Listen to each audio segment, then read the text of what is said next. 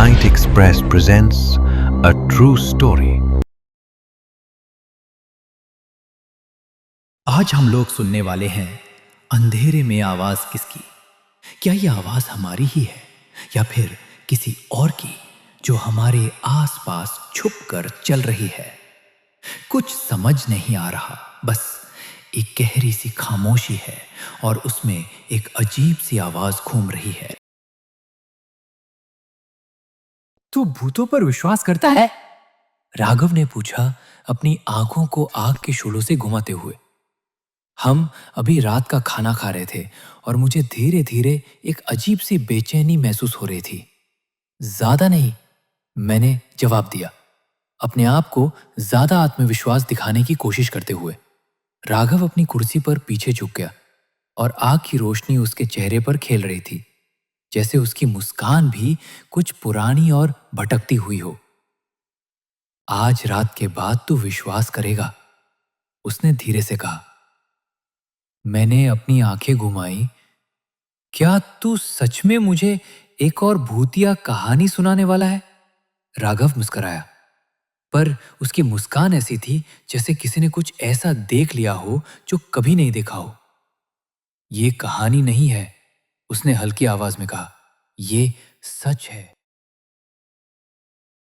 यह सब कुछ तब शुरू हुआ जब राघव ने 1 साल पहले इस फार्म हाउस में शिफ्ट किया। उसने ये घर अपने दादा दादी से लिया था, जो काफी समय से अकेले रहते थे, किसी भी गांव वालों से दूर। घर का कुछ अजीब सा रेप्यूटेशन था। गांव वाले इसके बारे में चुपके से बात करते थे, कहते थे कि यह शापित है। लेकिन राघव, जो काफी प्रैक्टिकल और लॉजिकल था, ने कभी इस बात पर विश्वास नहीं किया। एक शाम जब वो घर में अकेला था, तब उसने दीवारों से हल्की सी फटफट सुनाई। पहले तो उसने सोचा कि शायद हवा हो, लेकिन यह हमेशा एक ही जगह से आई, पुरानी स्टडी के पास, सीढ़ियों के नीचे। और सबसे खतरनाक बात यह थी कि वो आवाजें हमेशा अटिक की डोर के पास से सुनाई देती थीं।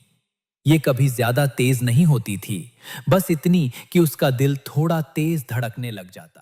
और फिर एक रात वो आवाजें ज्यादा स्पष्ट हो गईं। और एक दिन जब वो अटिक की तरफ गया, तब उसने कुछ पाया। एक छोटी सी लकड़ी की बॉक्स जो धूल से ढकी हुई थी। उसके अंदर एक पुरानी पत्र थी और एक पुरानी तस्वीर थी। तस्वीर में एक परिवार था, उसके ग्रेट ग्रैंड पेरेंट्स और उनके बच्चे। लेकिन बैकग्राउंड में कुछ गलत था। एक साया जो किसी भी इंसान से ज्यादा लंबा था, तस्वीर के बाहर खड़ा था। उसका चेहरा धुंधला था, जैसे वो जानबूझकर अपना चेहरा छुपा रहा हो। उस रात के बाद वो विस्पर एकदम बदल गई थी। अब वो और तेज, बिल्कुल स्पष्ट थी, लेकिन अब उनमें एक दर्द और भय था। भय। राघव ने पहले तो इसे इग्नोर करना शुरू किया, पर जब टैपिंग और ज्यादा होने लगी तो वो कुछ समझ नहीं पाया। कि टैपिंग अब एक रिदम में होने लगी थी, जैसे कोई बार बार दरवाजा नॉक कर रहा हो, लेकिन कोई दिखता नहीं था।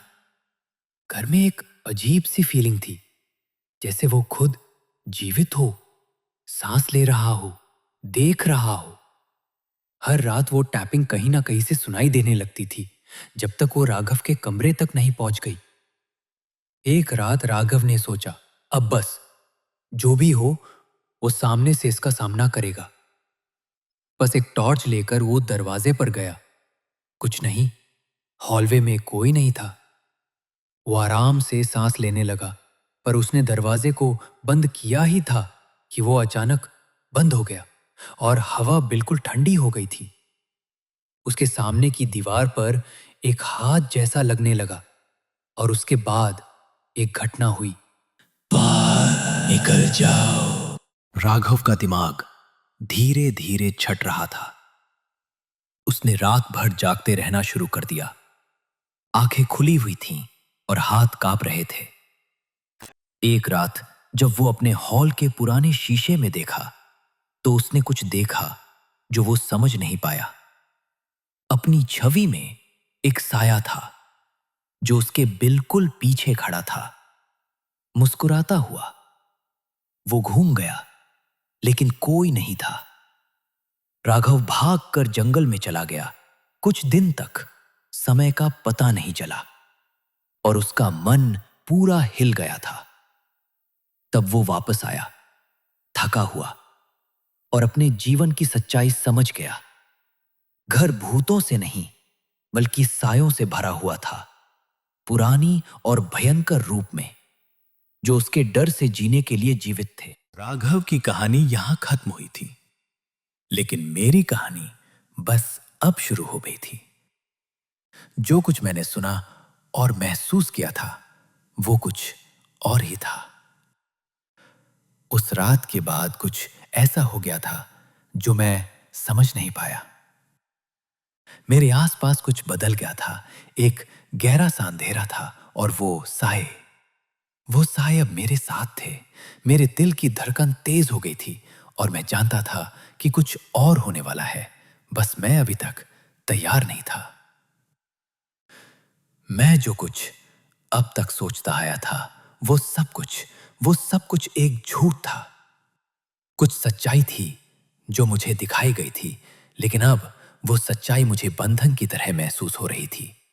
और अब मैं भी जाने अनजाने उसी दुनिया का हिस्सा बन गया था, जो कभी हमारे आसपास थी, लेकिन हमने उसे कभी पहचाना नहीं।